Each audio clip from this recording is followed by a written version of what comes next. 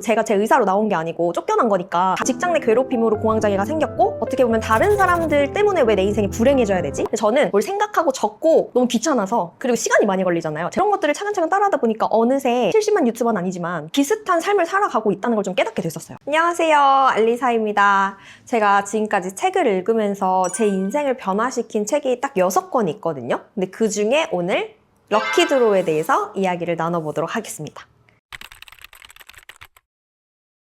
이 책을 읽고 공황장애 백수에서 작가가 됐어요. 그게 첫 시작이 럭키드로우였나요? 그러면은 읽고 나서 난 이렇게 변화했다는 에피소드가 좀 궁금합니다. 제가 이 책을 읽기 전에는 책을 한 권도 읽지 않는 아이였어요. 책이라는 거를 읽게 된 것 자체가 평범한 회사원으로 지내다가 회사 내에서 직장 내 괴롭힘으로 공황장애가 생겨서 퇴사를 당하게 됐었거든요. 근데 딱 하루아침에 백수가 되고 나니까 뭘 해야 될지 모르겠는 거예요. 그래서 그때부터 책을 읽기 시작을 했는데 그때 첫 번째로 읽었던 게 바로 이 책이에요. 일단은 제가 유일하게 보던 유튜브가 드로우앤드류님 채널밖에 없었고 딱 마침 제가 힘들 때 이 책이 나온 거예요. 팬심으로 샀다가 퇴사 당하고 그 다음에 책상 위에 이렇게 놓여져 있어서 읽게 된 거죠.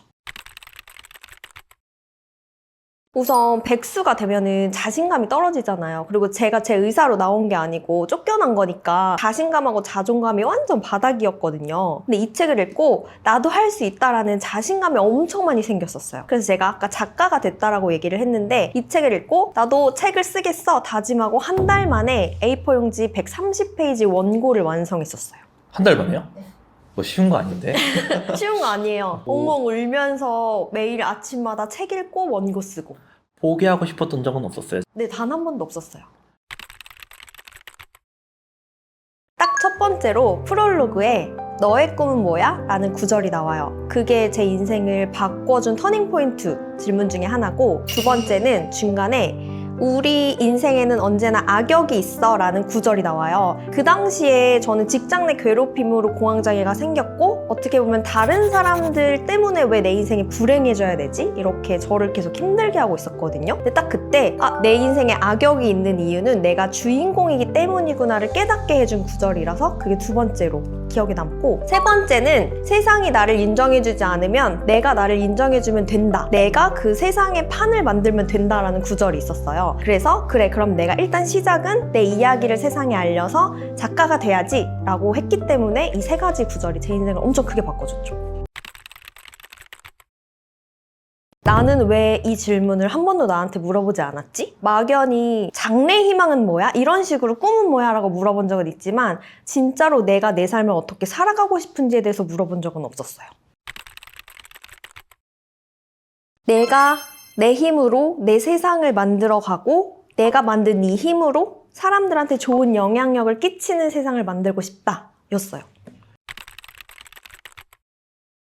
알리사라는 이름은 제가 호주에 워킹홀리데이를 가면서 지었던 이름이었는데, 사실 호주를 간 것도 되게 삶을 포기하고 싶었을 때 살고 싶어서 나갔거든요. 그래서 그때 당시에 영어 이름을 잘 지어야만 내 인생이 바뀐다고 생각이 들어서 그때 알리사라고 지었었고, 이제 또 한국에서의 새 삶을 살려면 그 당시에 알리사의 그 이름에서 받았던 기운을 그대로 받고 싶었어요. 드로우앤드류님 책 보면 이름을 지었다고 하는 게 드로우 플러스 앤드류거든요. 앤드류를 그리다라는 뜻이래요. 그래서 저는 뭐 플러스 알리사라고 해야 내 인생이 이렇게 흘러갈까 고민하다가 글 쓰는 알리사로 직관적으로 지었었어요. 그래서 글을 쓰게 됐네요. 네, 맞아요.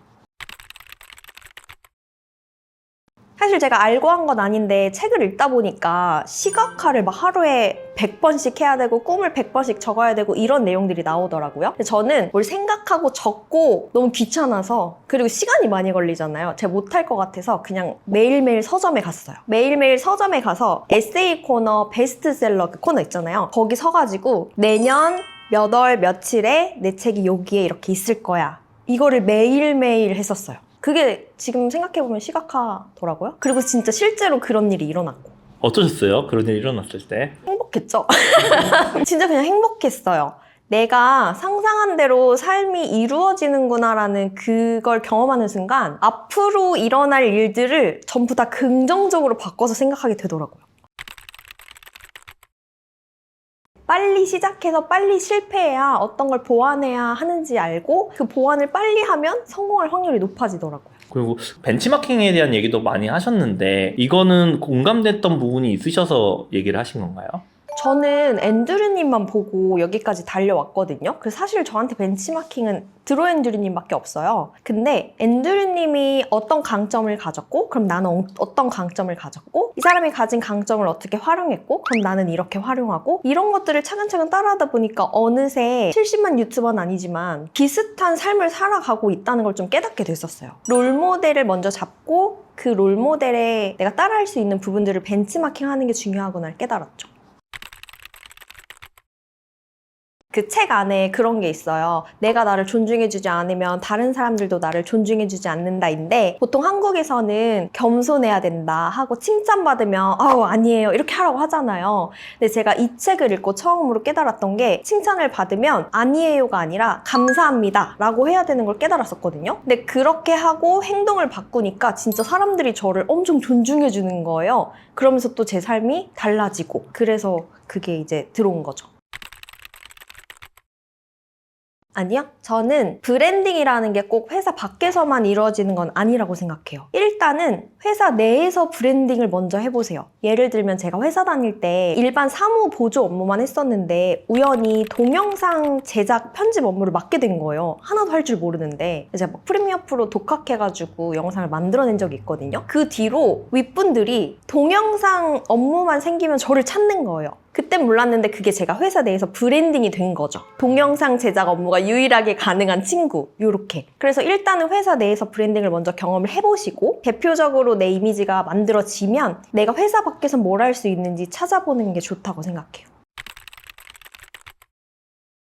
모든 자기계발 책에서 그렇게 얘기하더라고요. 열심히 살아서 부자가 될 거면 지금 우리 모두 부자여야 된다. 근데 곰곰이 생각해보니까 그런 거죠. 제가 이 책을 읽기 전에 계속 했던 말이 그거였어요. 나 진짜 누구보다 열심히 살았는데 왜 이렇게 불행하게 살아야 되지? 근데 생각해보니까 열심히만 살아서 그런 거더라고요. 그래서 인생을 잘 살려면 열심히가 아니라 잘 살아야 되는구나를 깨닫게 해준 책이기도 해가지고 그거를 넣은 거예요. 사실 재밌는 건 전 이거였거든요. 할 수 없는 이유 말고 할 수 있는 이유. 이거 사실 쉽게 할 수 없는 말이라고 생각을 해요. 저는. 근데 어떻게 해서 이 생각을 가지게 되셨는지 궁금합니다.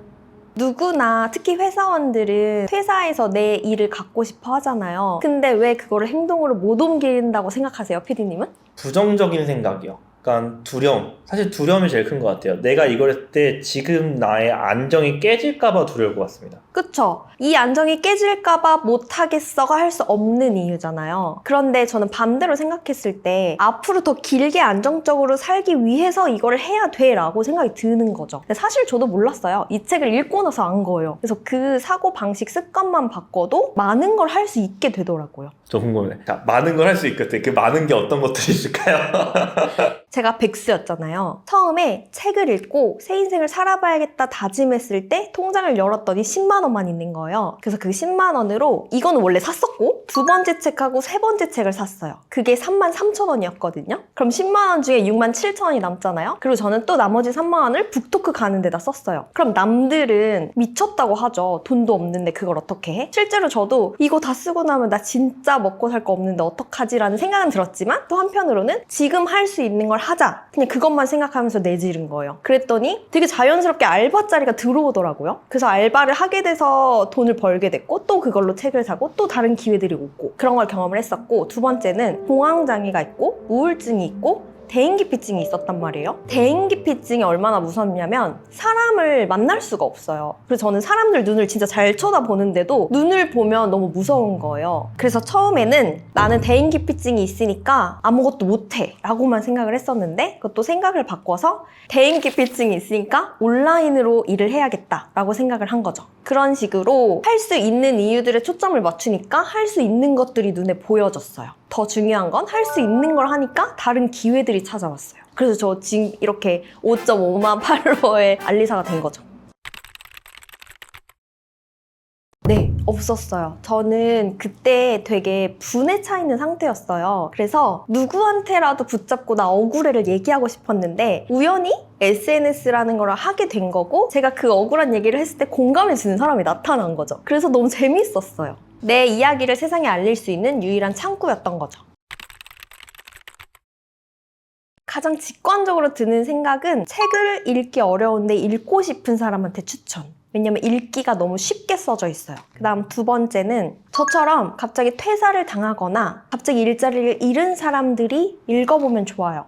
왜냐하면 앤드류님을 롤모델로 잡게 된 가장 큰 이유가 제가 경험한 거랑 앤드류님 경험이랑 되게 비슷해서였거든요. 국내에서는 여러 번 이직을 한 경험이라든지 해외에서는 갑자기 잘린 경험이라든지 크리에이터가 되면서 어떻게 이겨냈는지 이런 경험들이 저는 충분히 따라갈 수 있다고 생각이 들고 공감이 돼서 더 행동을 빨리 할 수 있게 됐어요. 딱 퇴사 당하고 나면 자신감이 없잖아요. 그런 분들한테 엄청 큰 용기를 줄 책이에요. 이 책 안에 보면 앤드류님이 내가 지금까지 한 경험들은 나도 모르는 사이에 행운을 끌어당기고 있었다라는 표현을 쓰거든요. 그래서 회사 밖에서 내 일을 하고 싶으신 분들한테도 추천을 하지만 뭔가 진짜 나다움을 찾고 싶어서 이것저것 하는 분들인데 결과가 없어서 절망하고 계시는 분들, 희망을 도저히 못 찾겠다 하시는 분들, 그런 분들은 진짜 꼭 읽어보시면 인생이 변할 거예요.